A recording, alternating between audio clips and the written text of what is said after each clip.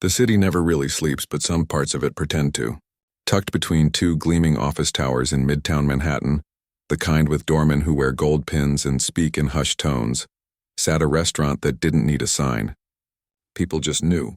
If you had to ask where it was, you probably weren't supposed to be there.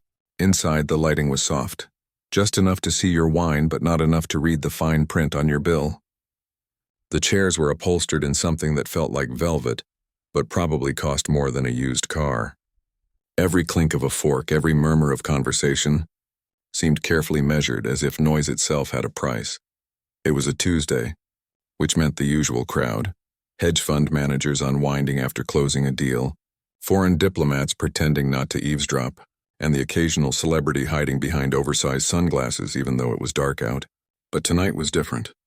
Word had spread quietly among the staff that a certain guest was coming, someone who didn't just book a table, but rearranged the evening around his arrival. He was late, of course. People like him always were. In the back, near the service station where the heat from the kitchen met the chill of the dining room, a young woman adjusted the cuff of her black server's jacket. Her name wasn't on the schedule in a way anyone would notice, just initials, like the restaurant wanted to keep her presence minimal, even though she'd been working there for over a year. She moved with a quiet confidence, the kind that comes not from arrogance but from knowing exactly how much you can carry without spilling. She'd already run 3 full sections that night, cleared 8 tables, and handled a wine spill without making the guest feel embarrassed. Her feet ached, her lower back throbbed, and she hadn't eaten since noon. But none of that showed. Not in her posture, not in her voice, not in the way she met a guest's eyes when taking an order. She wasn't there because she loved fine dining. She was there because the tips were good, and good tips meant she could keep up with the payments for her younger brother's treatment. He was only 19, but his body had started failing him 2 years ago. First fatigue, then tremors, then a diagnosis that came with a name no one in their family could pronounce without stumbling.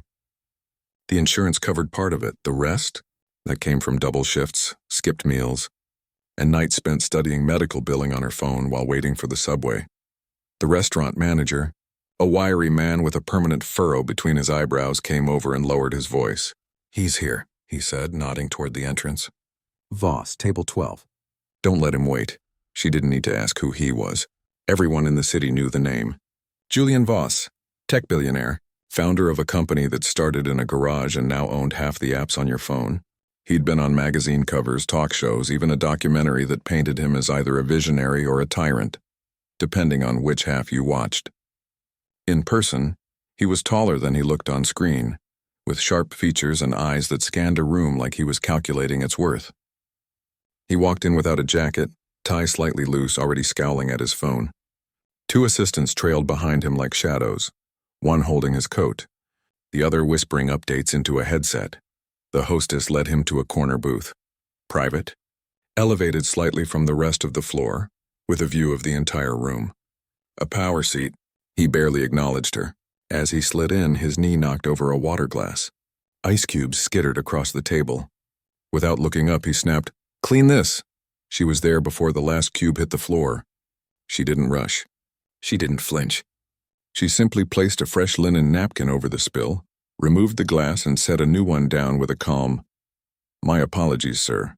Can I bring you something to drink while you look over the menu?" He glanced at her then, really looked.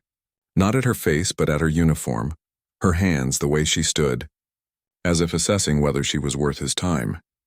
"Whiskey, neat, and don't take all night." She nodded and walked away, her expression unchanged.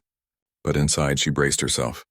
She'd seen this before, the kind of man who treated service staff like furniture, present only when needed, invisible the rest of the time. She'd learned long ago not to take it personally. Anger wouldn't pay her brother's bills. Pride wouldn't refill his medication. So she kept her voice even, her movements precise, her mind focused on the task, not the tone. Back in the kitchen, the head chef barked orders like a drill sergeant. Plates flew out on silver trays, each one a miniature work of art. Seared scallops on pea puree, duck confit with cherry reduction, wagyu so tender it barely needed a knife.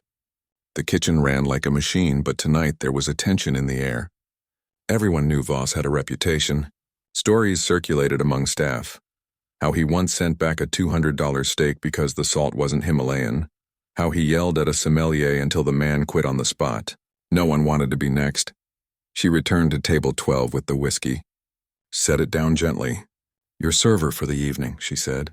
"I'll be nearby if you need anything." He grunted, already scrolling through his phone again. But then, as if remembering something, he looked up. "You're new." "I've been here 14 months, sir." That seemed to surprise him. He studied her for a beat longer, then waved her off. "Just get me the filet, medium rare. And tell the chef, medium rare means red in the center, not pink." "Got it? I'll make sure he understands." She walked away, already rehearsing the order in her head. Table 12.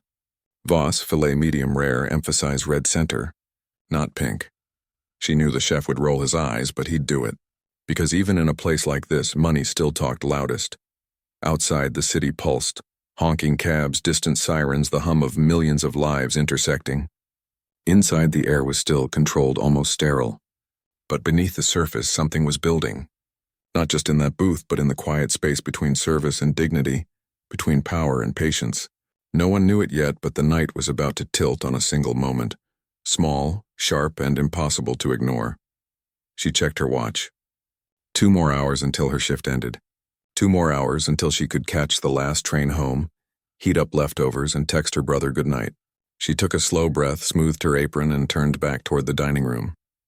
Whatever was coming, she'd handle it the way she handled everything. With grace, with grit, and without losing herself in the process. The kitchen buzzed like a beehive on high alert. Every cook knew whose steak they were plating. The chef himself stood over the grill, watching the meat like it owed him money. He'd seasoned it twice, seared it just right, and sliced into the edge to check. Deep red, cool at the center, exactly as demanded. "Don't let it rest too long," he muttered to the runner. "He'll complain it's cold if you do." The steak arrived at table 12 under a gleaming silver cloche. She lifted the cover with a practiced flick of her wrist, releasing a wisp of steam that carried the rich, buttery scent of seared beef. "Your filet, sir." "Medium rare, as requested." He didn't say thank you. Didn't even look up right away. He set his phone down, picked up his fork and knife, and cut into the meat with a sharp, impatient motion. The first bite was silent. The second, slower. Then he stopped. His brow furrowed. He turned the piece of steak on his fork, examining it like it had personally betrayed him. "It's overdone," he said, voice low but edged with something dangerous. She stepped forward slightly. "I'm sorry to hear that. Would you like me to have the kitchen prepare a new one?" "No," he snapped. "I don't have time to wait while your kitchen figures out what medium rare means." He shoved the plate away, the fork clattering against the rim. "This is unacceptable." A few nearby diners glanced over, then quickly looked back at their own plates. No one wanted to get involved. In this room, money wasn't just currency, it was armor. And Julian Voss wore his like a suit of titanium. She stayed calm. "I understand your frustration, sir. I'll speak with the chef right away." But before she could turn, he leaned forward, his voice rising just enough to carry. "You understand? Do you even know what this meal costs? Do you realize how much of your salary this one steak is worth?" She didn't flinch. She'd heard variations of this before, from men who thought reminding her of her paycheck gave them the right to treat her like less than human. She kept her hands clasped loosely in front of her, posture open, voice steady. "I know the price, sir, and I know my job is to make sure your experience here meets your expectations." "Then you're failing," he shot back, his tone sharpened, turning brittle. "You took the order wrong, or you didn't care enough to get it right. Which is it?" "I repeated your instructions exactly to the chef," she said, not defensively, just factually. "Red in the center, not pink," he scoffed. "Sounds like you don't know the difference." Then, with a sneer, he added, "Maybe they don't teach that where you're from."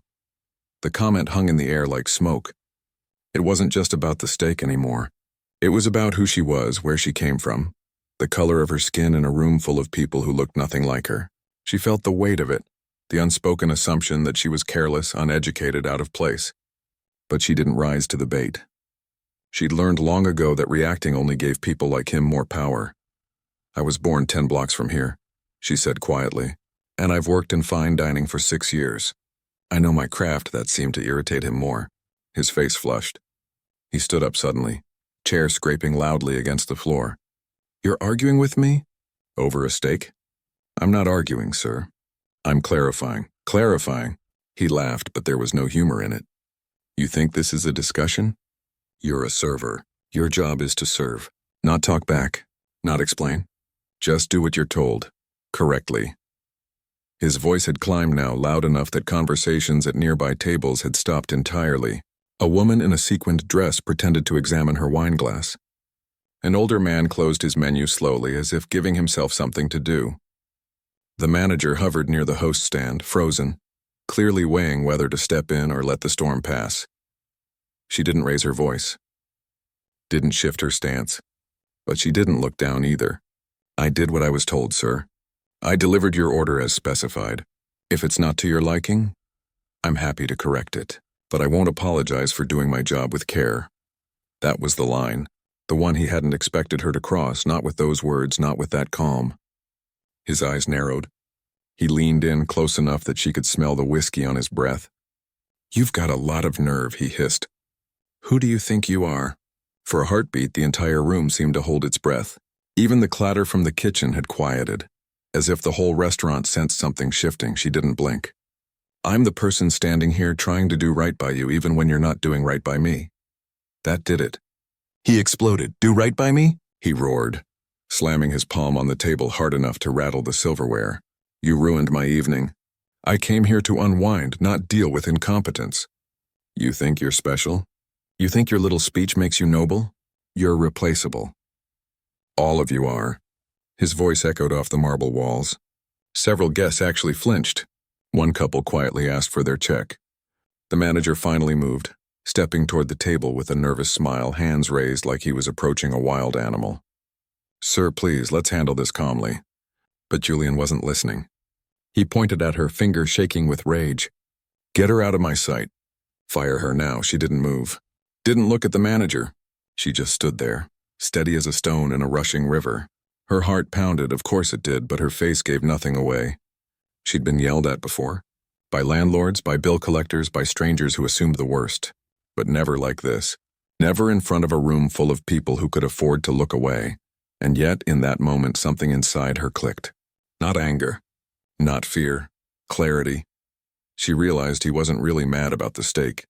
He was mad because, for once, someone wasn't folding under his weight.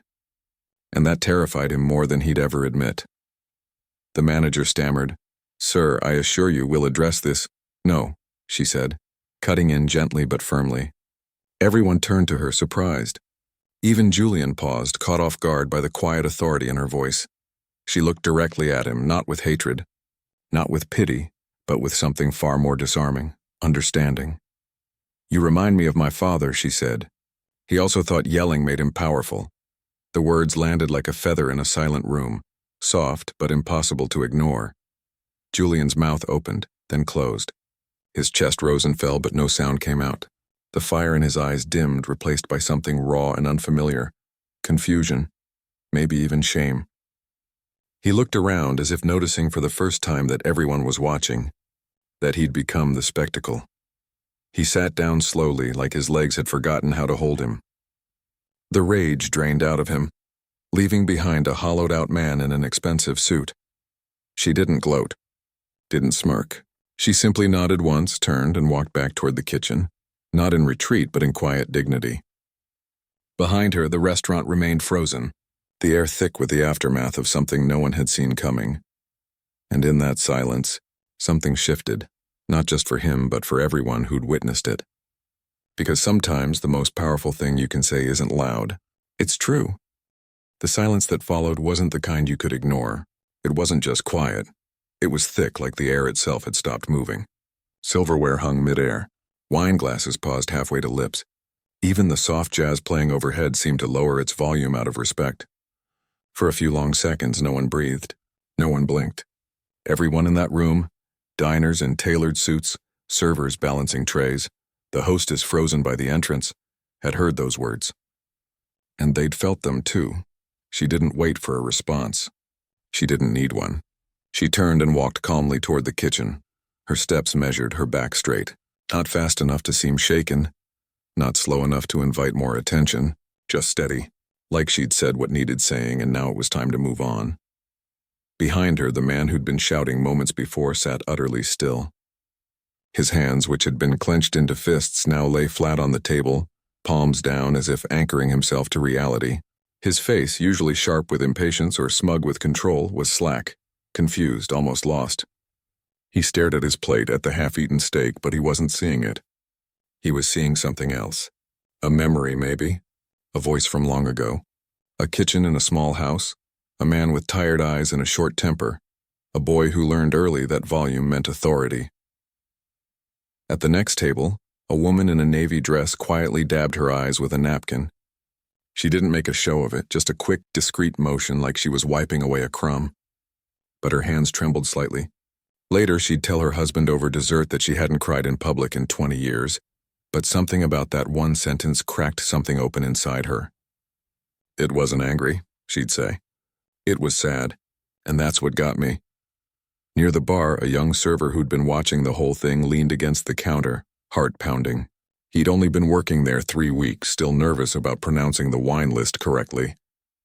He'd seen guests be rude before, snapping fingers, snapping orders, but never like this. Never with that kind of venom. And never had he seen someone respond with such quiet strength. He made a mental note. That's how you hold your ground.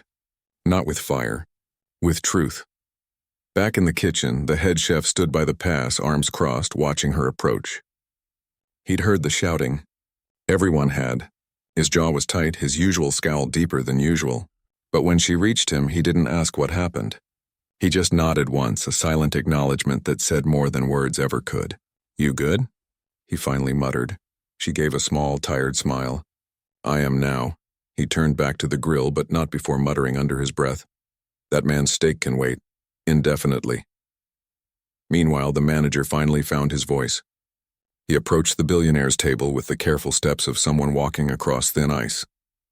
Sir, he began, voice low and soothing, I sincerely apologize for any distress.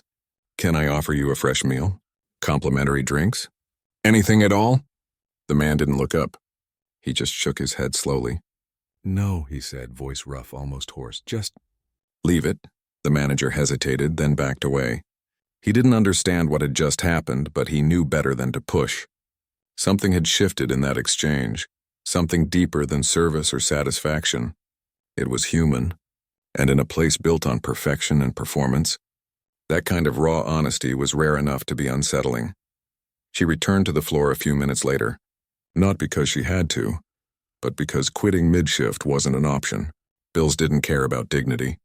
Her brother's medicine didn't care about billionaire tantrums, so she picked up where she left off, refilling water glasses, checking on other tables, smiling politely when thanked. But people looked at her differently now. Not with pity or curiosity, but with quiet respect. A man in a gray suit caught her eye and gave a small, solemn nod. She returned it without fanfare. Julian, though no one called him that here, sat alone for nearly 20 minutes after the outburst. He didn't touch his phone, didn't call for the check, just sat there staring into space, occasionally rubbing his temples like he was trying to massage a thought loose from his skull. When he finally signaled for the bill, he did it with a raised finger, not a snap. When the manager brought it, he paid in full. No complaint, no deduction, no dramatic exit. He even left a tip. Not the kind meant to show off, but a real one. Thoughtful. Human. As he stood to leave, he paused near the service station. She was wiping down a tray, back turned. He opened his mouth, maybe to say something, maybe to apologize, but then thought better of it. Instead, he simply walked out, shoulders slightly less rigid than when he'd arrived. The rest of the night passed in a strange hush. The usual clatter and chatter returned, but softer, more thoughtful. Conversations leaned toward the personal. Memories of parents, regrets about things left unsaid, the weight of expectations. It was as if her words had unlocked something in the room, like a window cracked open in a stuffy house. Later, after closing, she sat in the staff break room with a cup of lukewarm tea, finally letting her guard down. Her feet throbbed. Her head ached. But there was a lightness in her chest, too. Not pride, she wasn't the type to gloat, but relief. She hadn't backed down. She hadn't swallowed her worth to keep the peace. And somehow that one sentence, simple, honest, unguarded, had done more than any argument ever could. She texted her brother. Long night. But I'm okay. Really okay. He replied instantly, You always are. but I'm glad." She smiled, tucked her phone away, and stood up. The subway would be nearly empty this late. She'd get home, wash her uniform, and sleep. Tomorrow would be another double shift, another round of orders, spills, and occasional rudeness. But tonight? Tonight she'd reminded someone, and maybe herself, that power doesn't come from how loud you shout. It comes from how clearly you see and how gently you speak the truth. And in a world that often rewards noise over nuance, that kind of courage doesn't just shock people, it changes them. The next morning started like any other. Rain tapped softly against the window of her tiny apartment, the kind of steady drizzle that made the city feel wrapped in gray gauze. She woke before her alarm, as she always did, and sat on the edge of her bed for a long moment staring at the wall. Her brother was still asleep in the next room, his breathing slow and even, a small comfort in a life that rarely offered much rest. She made coffee, checked her phone, and scrolled through messages from coworkers. "You okay?" "That guy was out of line. You handled that like a pro," she replied with quick thanks, not wanting to make a big deal of it. To her it was just another night. Just another person who mistook volume for strength. But the world outside her apartment didn't see it that way. By noon, a short audio clip had begun circulating online. No video, just sound recorded discreetly by a diner who'd been seated nearby. You could hear the clink of glasses, the low hum of conversation, then the sharp rise of an angry voice demanding perfection, followed by silence, and then those 6 words. "You remind me of my father." He also thought yelling made him powerful. The clip ended there, leaving everything else to the listener's imagination, and that's what made it spread. It wasn't posted with fanfare. No dramatic captions, no call-outs, no edited captions flashing, "Racist billionaire humiliated." Just a quiet upload to a food blogger's account with the caption, "Overheard last night." Sometimes the quietest voices say the loudest things. Within hours it had been shared thousands of times. By evening, major news outlets were picking it up, not as gossip but as a moment worth reflecting on. Headlines read one sentence, one shift, one truth that stopped a room cold. Or, "When service meets dignity," a moment that went viral for all the right reasons. She didn't know any of this at first. She was at the hospital with her brother, sitting in a fluorescent-lit waiting room while he underwent a routine checkup. Her phone buzzed constantly, but she kept it on silent, assuming it was just work or bills. It wasn't until a nurse glanced at her and said, "Wait, you're her, aren't you?" that she realized something was happening. Back home that night, she finally checked her messages properly. Dozens of interview requests, a local TV station asking for comment, a nonprofit offering support, even a literary agent wondering if she'd consider writing a memoir. She felt a knot form in her stomach, not from excitement but from unease. She didn't want to be a symbol. She didn't want her pain, her family's struggle, or that raw moment turned into content. She'd spoken from the heart, not for an audience. The restaurant, meanwhile, was in chaos. Reporters camped outside. Diners called asking if she would be working that night. Reservations tripled, not because of the food, but because people wanted to be in the space where it happened. The owner held an emergency staff meeting, assuring everyone that no one would be pressured to speak to the press. "This is her story," he said, uncharacteristically sincere. "Not ours to sell." But the real surprise came 3 days later. She was restocking silverware in the back when the manager approached, looking unusually nervous. "He's here," he said quietly. She didn't need to ask who. Her stomach dropped, but she nodded. "Okay. He asked to see you, alone, in the private dining room. Said it's important." She wiped her hands on her apron, took a breath, and walked through the kitchen doors. The restaurant was quiet between lunch and dinner service. The private room was dim, just one lamp glowing on a side table. He sat at the far end, no entourage, no phone, no armor. Just a man in a plain sweater looking smaller than she remembered. When he saw her, he stood. Not out of formality, but respect. "Thank you for seeing me," he said. His voice was softer now, no edge. No performance. She stayed near the door. "I wasn't sure you'd come back." "I wasn't sure I should," he admitted. "But I couldn't stop thinking about what you said." She waited. He ran a hand through his hair, searching for words. "My father." He was hard, on everyone. Especially himself. He believed kindness was weakness. That if you weren't loud, you didn't matter. He looked down. "I spent my whole life trying to be him. Strong, in control, untouchable. But all I became was lonely and angry. She didn't interrupt. She just listened. I yelled at you because I was frustrated, he continued, but also because you didn't flinch. And that scared me, because it meant I wasn't in control. And if I'm not in control, who am I?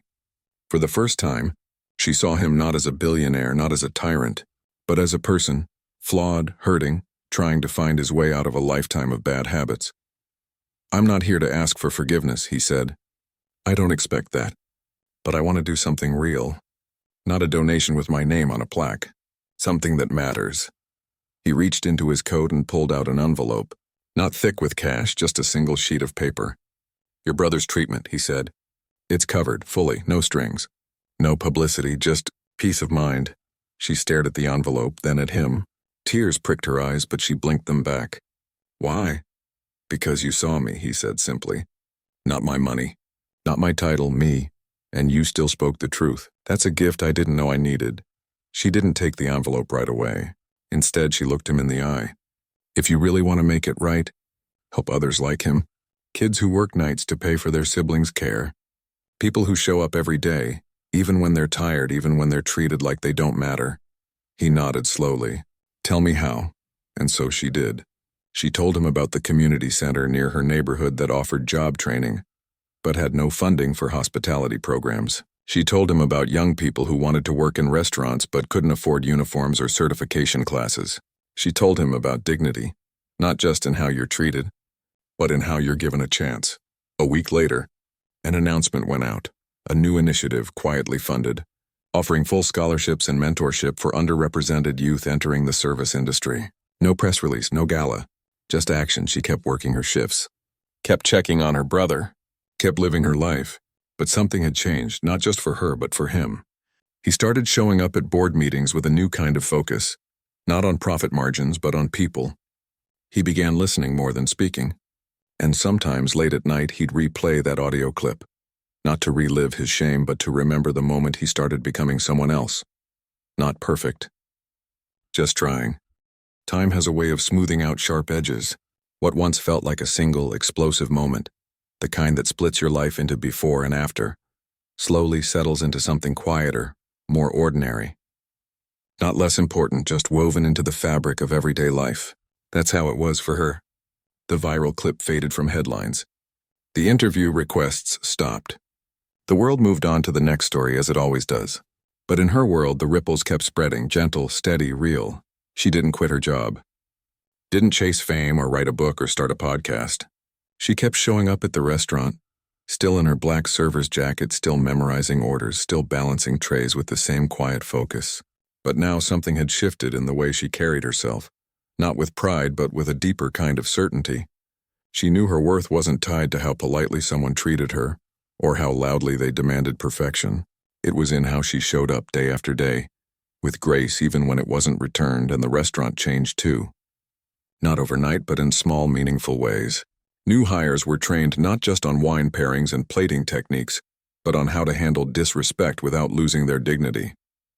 The manager started weekly check-ins with staff, not about sales goals, but about how they were really doing.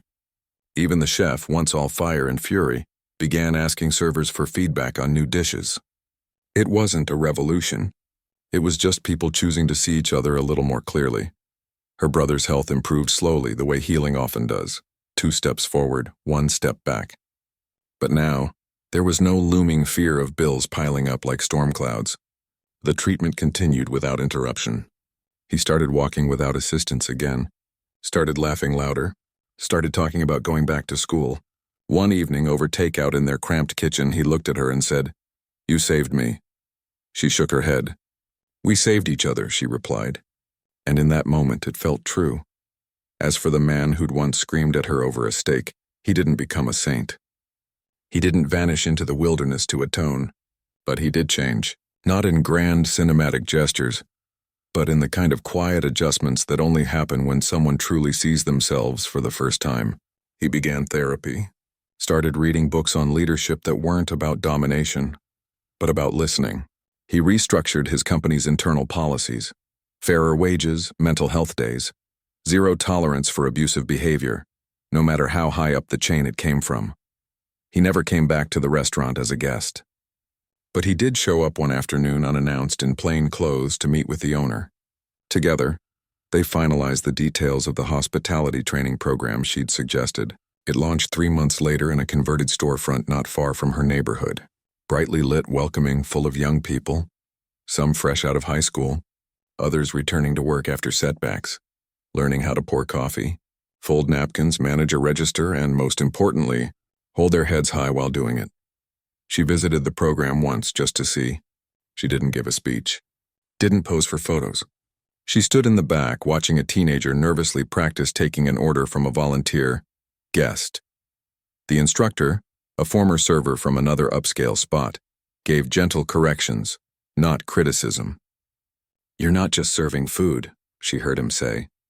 "You're creating an experience, and that starts with how you see yourself." She smiled and slipped out before anyone noticed. Months passed, seasons turned. The city kept humming, indifferent to personal transformations.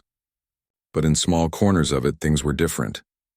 A young woman who'd gone through the training program got her first job at a respected bistro. A former line cook, once told he'd never move up, became a sous chef. And every so often someone would mention that night, not with outrage but with quiet admiration. "Remember that server who stood her ground? She's the reason I applied." He too kept evolving. He stepped down as CEO, not in disgrace, but by choice, handing the reins to someone who believed in collaboration over control. He focused his energy on the foundation they'd built together, not as a PR move, but as a second chance to build something that actually helped people. He never sought credit. In fact, he insisted the program carry no names, just a simple mission statement painted on the wall: dignity in work, respect in service. One rainy evening, nearly a year after that fateful dinner, she found a letter in her mailbox. No return address, just her name in neat handwriting. Inside was a single page. No signature, but she knew who it was from. It read, "Thank you for seeing me when I was at my worst, and still offering me a mirror instead of a weapon. I'm learning to be the kind of man my father never was. Not perfect, but trying. That's because of you." She folded the letter, tucked it into the drawer beside her bed, and went to make tea. No fanfare, no tears. Just a quiet acknowledgement that sometimes the smallest acts of courage plant seeds that grow long after the moment has passed. Life didn't become easy. There were still long shifts, tired nights, and days when the world felt heavy. But now there was also something else. A sense that standing firm in your truth, even when it's hard, can change more than just your own path. It can shift the ground beneath someone else's feet too, and in the end, that's what mattered. Not the shouting, not the silence, but the space between them where real change begins. Not with a bang, but with a sentence. Not with fame, but with faith in yourself, in others. In the quiet power of showing up as you are. She poured the tea, sat by the window, and watched the rain fall on the city that never sleeps, but sometimes, just for a moment, learns to listen.